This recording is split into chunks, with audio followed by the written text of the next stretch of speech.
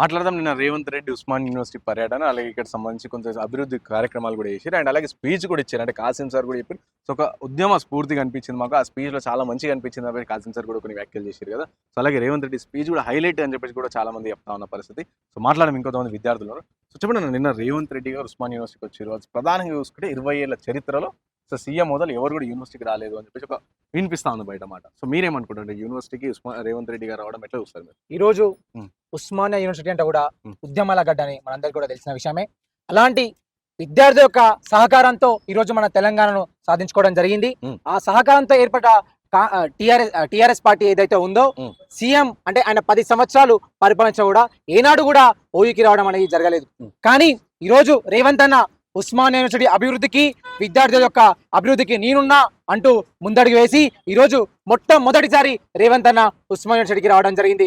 ఇక్కడ 2 వసతి గృహాలు, డిజిటల్ లైబ్రరీ మరియు అదే విధంగా ఎన్నో కార్యక్రమాలు చేపడుతూ ఆయన కొన్ని విషయాల మీద మనకు క్లారిటీ ఇవ్వడం జరిగింది. ఈరోజు ఎంతో మంది పోలీసులు ఉస్మానియా యూనివర్సిటీలో ఉన్నారు. డెమోక్రసీని, మన యొక్క వాయిస్ ని నొక్కుతున్నారు. దీనికి ప్రభుత్వం సహకారం ఉందనేసి కూడా చాలా మంది విద్యార్థి సంఘాలు ఇక్కడ ఆరోపించడం జరిగింది. వాటన్నిటి మీద తొక్కిపడుతూ రేవంత్ అన్న ఈ రోజు క్లారిటీ ఇవ్వడం జరిగింది.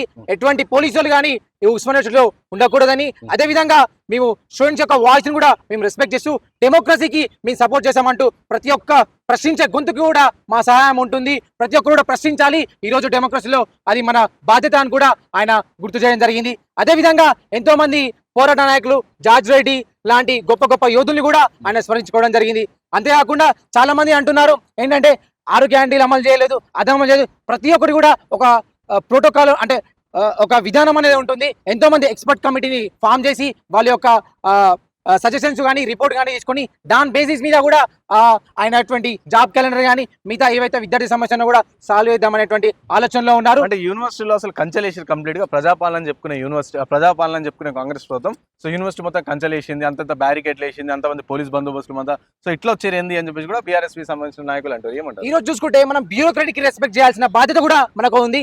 ఏదైతే సీఎం గారు ఆయన ఒక పొజిషన్ కి సెక్యూరిటీ కల్పించాల్సిన బాధ్యత ఎంతో కూడా ఉన్నది. సో దానికి సంబంధించి కొన్ని బార్గెట్లు వేయడం జరిగింది. మొత్తం కూడా అక్కడ వెళ్ళేటువంటి దారిలో వేయడం జరిగింది. ఇంకోటి, ఎప్పుడైనా ఒక వ్యక్తి తను వచ్చిన తర్వాత చెప్పిన అంటే అతను ఇచ్చినటువంటి వాయిస్ ని బేస్ చేసుకుని మనం ఏమైనా కూడా డిమాండ్ చేయాలి. కానీ రాకముందుకే మేము ఆపేస్తాము అనడం కూడా ఇది కూడా డెమోక్రసీని అడ్డుకున్నటువంటి ప్రయత్నం అని కూడా నేను విద్యార్థి సంఘ నాయకులకు హెచ్చరిస్తాను. ఎంతో మంది విద్యార్థి సంఘ నాయకులు, కొంతమంది విద్రోహులు అడ్డుకునేటువంటి ప్రయత్నం చేశారు.